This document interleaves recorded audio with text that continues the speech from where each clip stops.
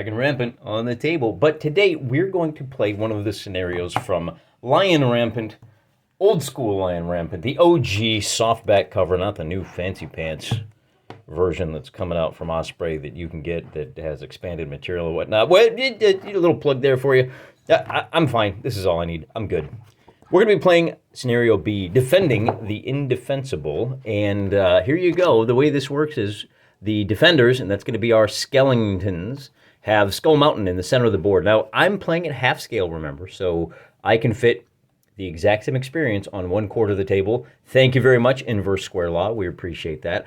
I'm going to cheat a little bit based on the geometry of the terrain. I'm going to scoot back just a little bit further to give our undead a chance to, a little bit more of a fighting chance. Basically, if any of the goblins can get in touch, if they can touch Skull Mountain, they're going to crash it. The undead are trying to kill at least half of the invaders, 12 points, and we'll take a look in just a second. So the way the deployment works, the undead get to put 10 units around Skull Mountain. The rest of the force has to deploy over here in the west.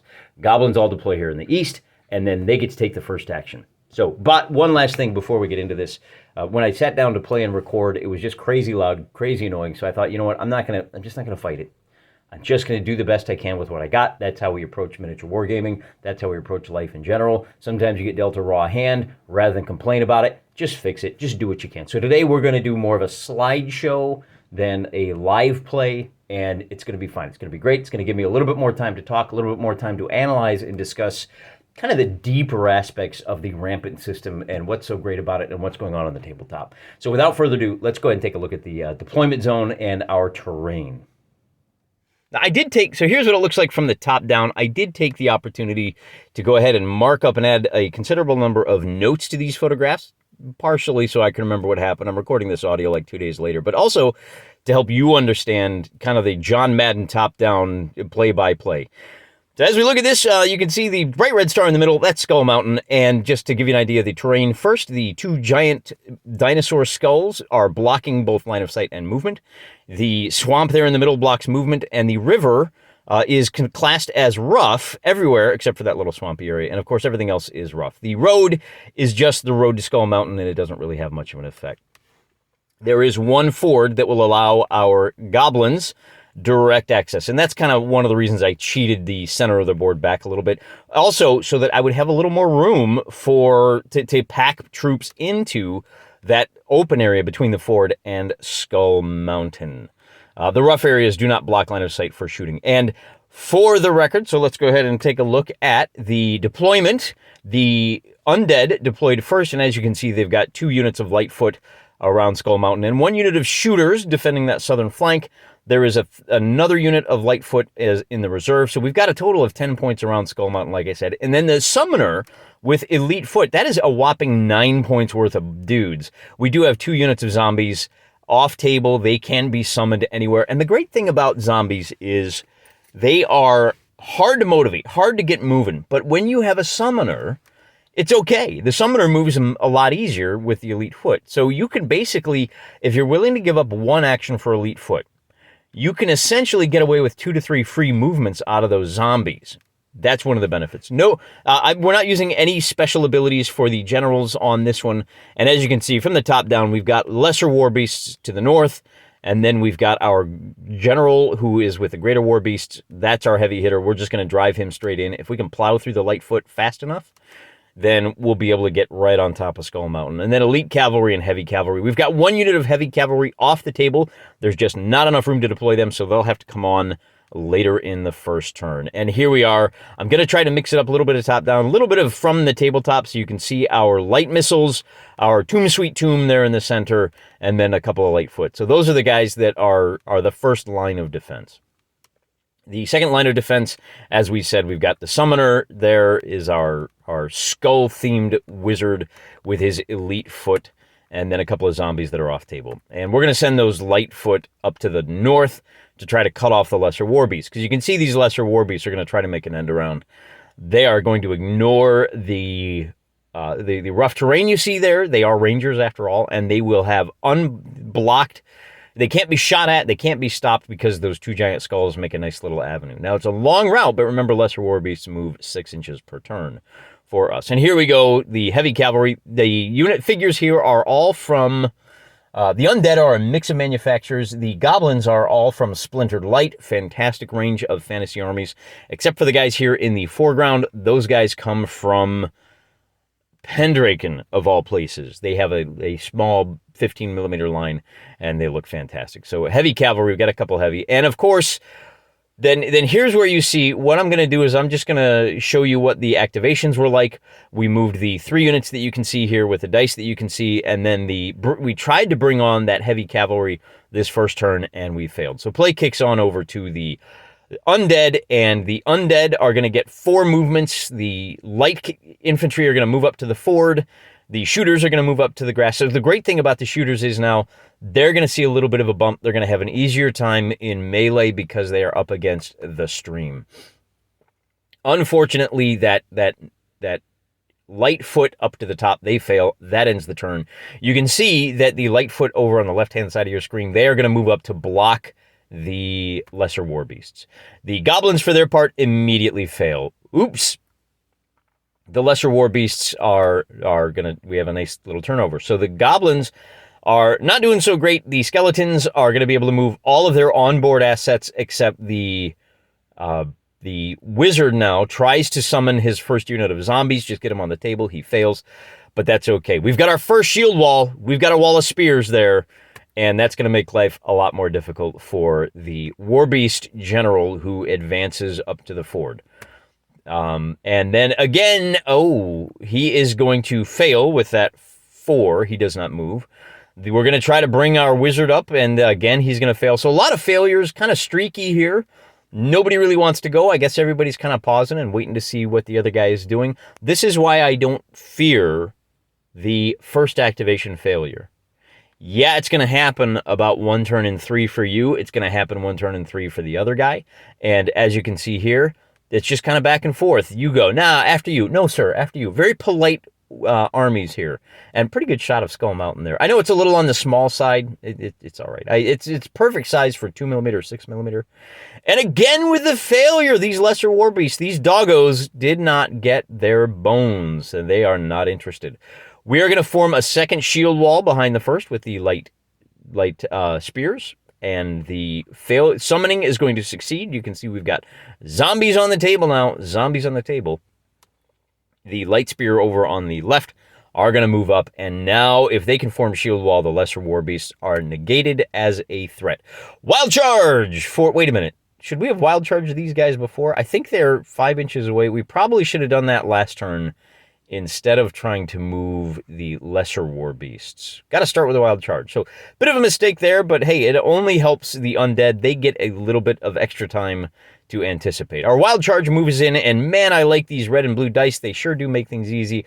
Blue dice for the goblins throughout, red dice for the skeletons, and because the ford negates the rough terrain, what you find is that our lesser war beasts are, because of the shield wall, they have to score 3 hits. The war beasts are only going to get 3 kills. For their part, the shield wall, because these are Lightfoot, they're hitting on 4s, they're going to knock 2 off. This is a win for the light spears. They are pretty tough. And unfortunately, the yellow dice, that's our what do you call it? The morale dice. The lesser war beasts. Even with the leader there, they are at -2 for the wounds, +1 for the leader. That's a total of -1, and with a 2, they are battered. They stay on the table, but they are going to fade back. The skeletons at -3, they score a positive result, so they're going to stand their ground. And there is the first appearance of the red gem of shame for the battered war beasts. They fall back, and everybody moves up. I'm not sure what's going on here. We should have rolled to see if the war beasts could recover from that battered result. But be that as it may, we've got a full turn of movement and things are getting spicy. We're going to try to soften up these heavy spears with the shooters, and they are going to fumble. These undead are not. So that's the end of the turn. Now we remember, hey, we should probably try to remove the battered gem, and we do successfully remove that. So the greater war beasts, that's all they can do this turn. But we do have a wild charge next, and the lesser war beasts are going to pile into the shield wall, and they're going to score a total of 3 hits. You know, the fact that you have a +1 to the skeletons is because of the wall of spears is a partial. Remember that basically what the wall of spears does with this attack. Bear in mind we got 8 hits. Now I say hits here, but they actually the lesser war beast scored 8 hits, which normally would have knocked out 4 of the spearmen. Because their armor goes up to 3, it's only going to knock out 3 of them. If these were humans, that 4 would become 2. So not as powerful for the undead, but I think still worthwhile. And unfortunately, the lesser war beasts are going to fail their check as well. With the 2 hits that they suffer, they're going to be at -2. They are within 1 of the general, but with a total of -1, that's a result of 4, and they fail their courage. The fact that the undead have a -3 to theirs. Oh, wait a minute. You know, come to think of it, they probably should have failed this one. That result of 4, because of the 2 hits, they're at -5 +1. That's a 0. Yeah, so the undead are getting away with 1 here. Red Gem of Shame makes its appearance. And this is part of the reason I'm going through this process. A day later, I can look at these numbers and I can remember faster than I can live. But we're not done with the turn yet. We've got another, wild charge. What? These are heavy cavalry. They shouldn't be a heavy wild charging. Well, okay, so it's not a wild charge. It's just a regular charge. We decided to go with them first. They do succeed, as you can see on those activation dice. And because we are now in the soup, they're trying to cross the stream. Everybody is in rough terrain. So everybody should be hitting on 5s. Well, okay. That means, and everybody should have an armor value of 2. Well, wait a minute. With 4 hits, the shooters should have eliminated 2 of the heavy cavalry. Whoops. Mistake on my part. So we're balancing things. We're making mistakes on both sides. This time, the goblins get away with 1. For their part, the goblins are able to score 2 hits, even though they're only hitting on 5s. Not a great roll, but the 2 hits does force a morale check. And as you can see, the shooters are fine, and the heavy cavalry are fine, but because they are the attackers, they are thrown back across the stream. 1.5 inches of distance between the 2. Moving on to moving. We are able to move the elite cavalry up to the ford now, and the other heavy cavalry is going to swing down kind of centrally located. They may go to the left of the swamp. They may go to the right, depending on how things shake out. And the shooters here are going to take another shot, and they are going to do 2 more hits to the heavy cavalry. Wait a minute. 2 more hits? No, 1 more hit. That's just 1. The one guy's fallen down. They did activate. They fired. They got 4 hits, which does 1 kill. Remember, it's an armor of 4 for the heavy cavalry, I believe. Maybe it's 3. I can't remember off the top of my head. But they are able to pass. Even with a -2, they are going to wind up with 4. Their courage is 4. They're good.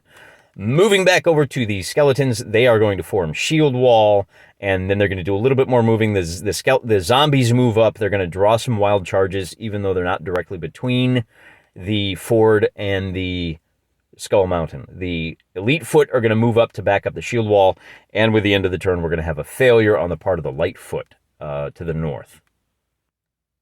I do think it's important that those Lightfoot continue to plug the gap up north and force everybody down into the shield walls. The recovery on the part of the Lesser War Beast is successful. We will remove the Gem of Shame, and then we will look down to the south, where, again, we got to start with a wild charge, and then that is successful for the Elite Foot going across the ford. And then while we're at it, let's just go ahead and roll for the regular charge for the heavy cavalry down there, trying to take out the light missiles. And since these guys go first, we will start with the Elite Foot going after that partial shield wall in the center. They are going to score 3 hits. Oh, wait, are they? Yeah, because they're in the ford, remember. So we're not in the heavy. They're hitting on 3 ups.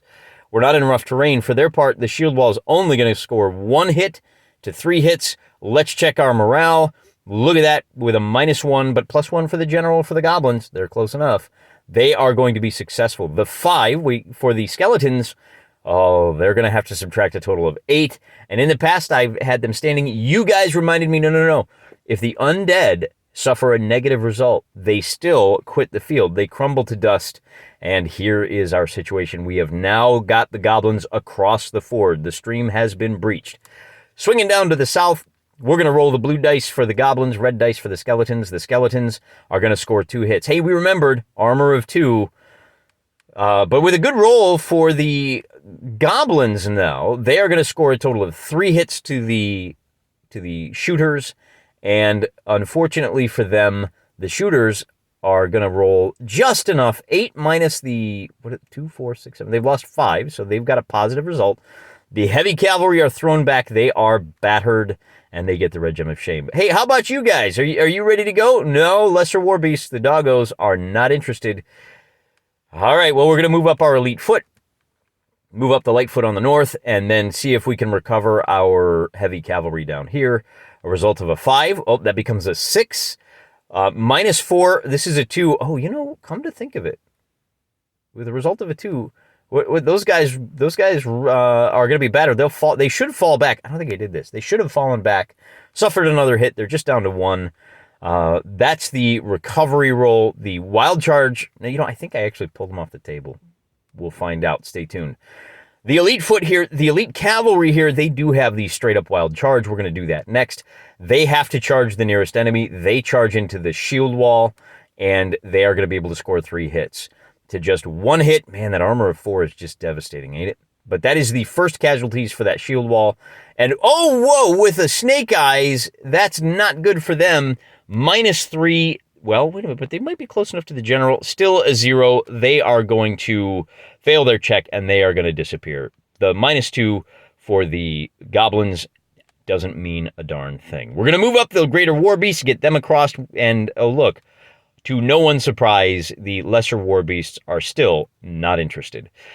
For the plate kicks over to the undead, and our general is going to move up. He's got to get in front of the Skull Mountain, and he's going to draw that wild charge. He's going to protect him. We'll move the skeletons around. We're going to open fire with the shooters down there, see if we can take out the general of the goblins, and then, hey, before we do that combat, let's just see if those Lightfoot up north move. No, nobody's really interested in fighting on the northern flank. I guess that's fine. Terrible roll by the shooters. They're only hitting on 6s, and we're going to move on to the goblins' turn now. We've got a wild charge for both the greater war beasts and the elite foot. We'll move the elite foot into contact with the general of the dark wizard. I'm trying hard not to say necromancer because I can never remember if it's necromancer or necromancer. And some people remind me, hey, I'm an American. We pronounce things however we darn well choose to pronounce them. In fact, some people say pronounce with 3 syllables. It's pronounced. But not me, because I'm a Midwestern boy. Anyway, moving on. Let's take a look at these combats. We've got 3 charges that are successful. And starting down in the south, we're going to score 1 hit for those heavy cavalry, who I don't think they should be there. I think they should have fallen back. Oops. It's going to be 3 hits for the shooters. They are going to... Hey, look at that. With a result of 0, they're out of there. The cavalry is out of there as well. And then we're moving up to the center where our greater war beasts are going to just absolutely plow through those zombies like they're not even there. The zombies are only hitting on 6s. They get 1 hit. That's it. The greater war beasts are hitting on 3s. Every single hit destroys a zombie. Really probably should summon them in rough terrain to give them a little bit more staying power. Just absolutely devastated. Minus 9 on their morale check means they're gone. They're out of here. The last combat we need to worry about is up here in the north, and that is the elite cavalry going up against elite foot. We're going to have just 1 kill for the foot, 2 kills for the cavalry, and with our morale checks, hey, they're both going to pass. That throws the elite cavalry back 1.5 inches. It is still the goblin turn. We're going to bring our heavy cavalry up the center, bring our lesser war beasts in. Bit of a choke point there. It's all right. With that being the case, we've got the undead have got to bring that light foot unit back around. And oh man, here's where it stinks to be them. They're going to crawl through that rough going. They're only moving 1.5 inches. Lightfoot do not gain the benefit of Ranger. So we'll see if they can. It's going to be a challenge to get them back to where they might do some good. The only unit that's standing in the way now is the leader, so he's got to try to summon the zombies. I know it's not going to buy them a lot of time, but they need time. They'll take all they can get, and with that result of a 3, unfortunately, the second unit of zombies is going to stay off the table. The elite charge the elite, and we get a 2-2 for the kills, as you can see, and look at that.